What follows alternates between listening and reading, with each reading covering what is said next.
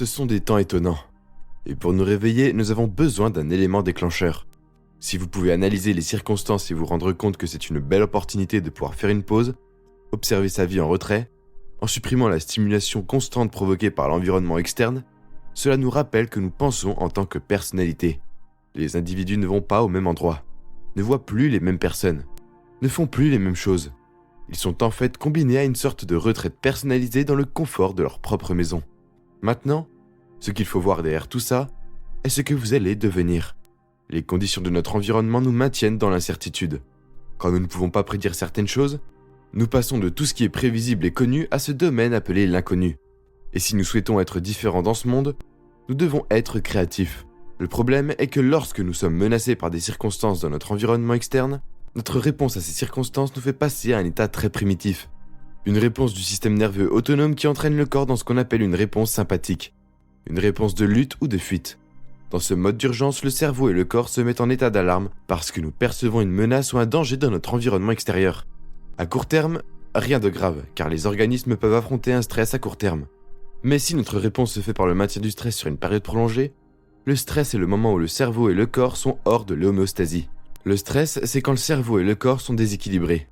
Ainsi, les gens réagissent à des circonstances imprévisibles, incertaines, s'ils ne peuvent pas contrôler le résultat ou s'ils ont l'impression que les choses vont empirer. C'est le motif exact qui déclenche la réaction de lutte ou de fuite. Une personne vivant dans la peur mobilise d'énormes quantités d'énergie pour faire face à un danger du monde extérieur. Or, notre corps possède une certaine quantité d'énergie. Et s'il n'y a pas d'énergie dans l'environnement intérieur pour la croissance et la réparation, nous devenons plus sensibles aux conditions de notre environnement extérieur.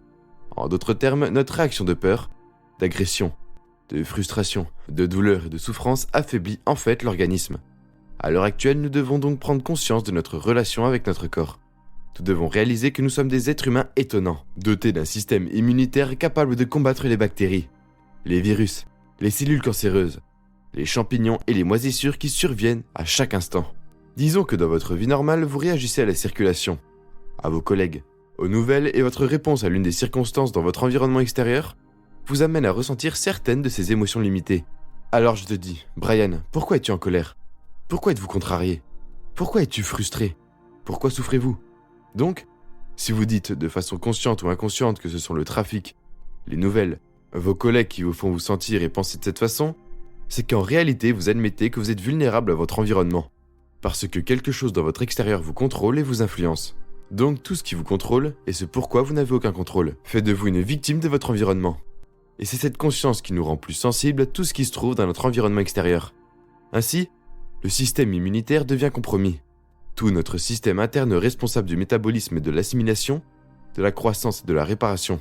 Nos recherches montrent que, tout d'abord, toutes nos formations, tout le travail que nous avons fait, tous ceux qui écoutent l'émission cherchent des réponses parce qu'ils croient qu'il y a plus que ce rêve dans la réalité. Et c'est un instinct que nous avons et qui ne semble jamais disparaître.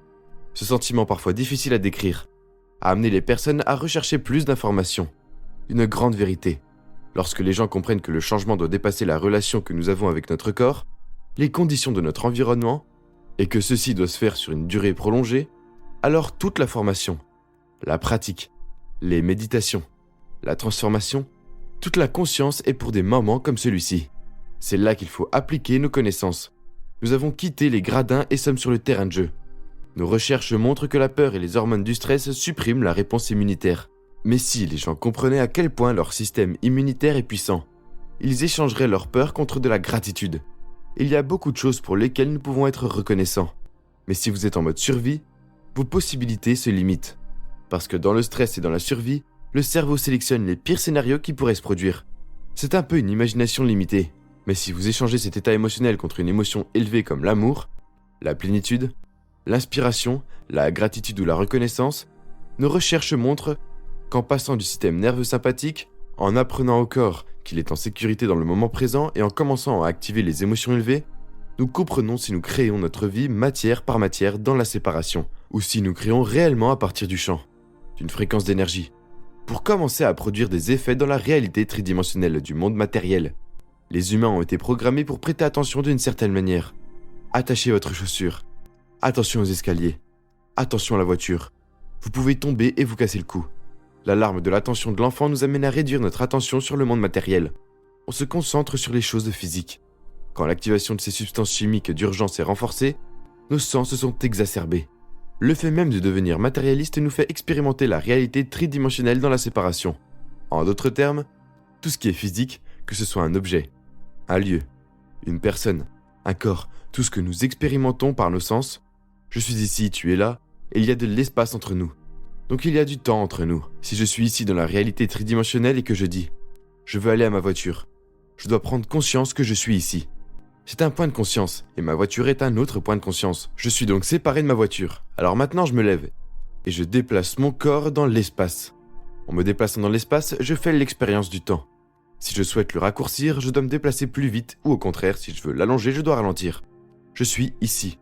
Les gens ont alors des rêves de richesse, santé, liberté dans leur esprit car ils comprennent le processus pour les obtenir. Ils disent « ok, je vais avoir cette nouvelle maison » et commencent à rêver de cette nouvelle maison. Et puis ils disent « ok, je vais avoir cette maison, je vais travailler plus d'heures. Je vais faire des sacrifices et économiser ces choses. Je vais faire plus de ceci. Je vais travailler les week-ends. » Et ils le considèrent comme un résultat prévisible d'une matière à l'autre. Donc ils vivent dans l'absence de séparation parce qu'ils placent leurs rêves 2 ans, 5 ans, 10 ans dans le futur en se basant sur ce qu'ils savent d'eux-mêmes et leur accomplissement dans le passé. Alors ils vivent, attendant que l'événement se produise dans l'absence de séparation. Afin de pouvoir ressentir cette émotion de puissance, pourquoi les gens veulent-ils l'abondance ? Ils veulent être libres. Donc ils attendent que l'abondance se produise pour ressentir la liberté. Donc toute leur vie, ils vivent dans l'absence de séparation pour que cet événement se produise. Maintenant c'est bon. Parce que c'est la création de la matière à la matière. C'est la création de la séparation. Mais si vous commencez à créer à partir du champ plutôt que de la matière, quelque chose d'étonnant se produit automatiquement. Par exemple, si vous voyez quelqu'un dans cette voiture, vous voyez quelqu'un avec cette garde-robe, vous voyez quelqu'un avec ses coiffures, vous voyez quelqu'un avec ces choses, et vous expérimentez la séparation ou le manque. Votre cerveau commence naturellement à voir que vous pourriez avoir ça. La prochaine chose que vous savez, vous voyez la voiture, et puis vous faites une pause pendant un moment. Et votre cerveau commence à vous mettre dans la scène. Vous conduisez la voiture, vous possédez l'écharpe ou la garde-robe. Vous avez toutes ces choses. Votre cerveau commence naturellement à les imaginer parce que nous sommes des créateurs. Le problème est que le manque de patience empêche que ces choses se produisent. Les individus reviennent à leur sens, à la réalité tridimensionnelle, et cela ne se produit pas. Ils font maintenant l'expérience de plus de frustration. Alors que faites-vous si vous êtes dans le manque, la frustration et la survie ? Vous essayez de forcer, contrôler ou manipuler les résultats. Vous battez pour ces résultats parce que votre matière essaye de changer la matière. Il y a seulement un certain nombre de choses que nous pouvons faire. Nous pouvons rivaliser, faire n'importe quoi, mais pour la plupart, nous sommes asservis dans la réalité tridimensionnelle.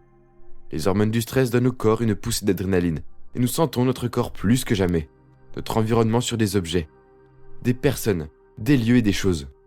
Nous pensons à un futur prévisible en essayant de prédire le futur en se basant sur le passé, et votre énergie se place là où vous placez votre attention. Elle se trouve immergée dans cette réalité tridimensionnelle. Vous devez à présent jouer selon les règles, et obtenir les choses désirées prend du temps. Nous enseignons aux gens comment enlever leur attention de leur corps, des personnes dans leur vie, des choses qu'ils possèdent, des objets qu'ils ont, des lieux où ils doivent aller et ne pas penser au futur en se basant sur le passé, avec une formule les transportant au-delà d'eux-mêmes, en déconnectant toute leur attention et leur énergie hors de la réalité tridimensionnelle. Détournez leur attention de tout ce qui est connu. Si cela est fait correctement, si vous n'êtes pas conscient de votre corps, des personnes auxquelles vous vous identifiez dans votre vie, si vous ne pensez pas à votre téléphone portable ou un autre objet, vous ne pensez pas à l'endroit où vous êtes assis, où vous travaillez, où vous devez vous rendre, vous ne pensez pas à l'avenir par le passé. Vous êtes dans le moment présent. Et qui êtes-vous ? Votre conscience.